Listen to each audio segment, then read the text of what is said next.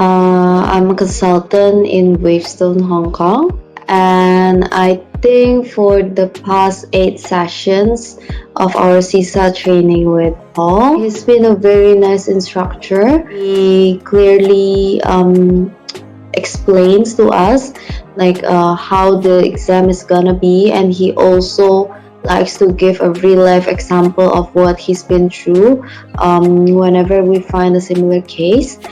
The content is it's a lot to digest in 8 days, but we understand it because CISA training itself, it has a lot of domains to cover.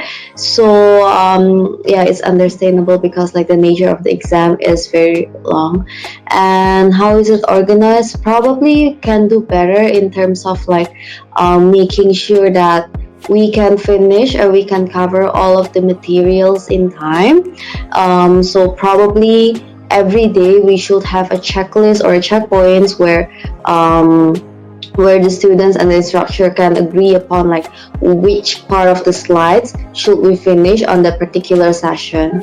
So it's just more organized. We will know whether we are ahead, whether we are late, and just to make sure that we can finish everything in time.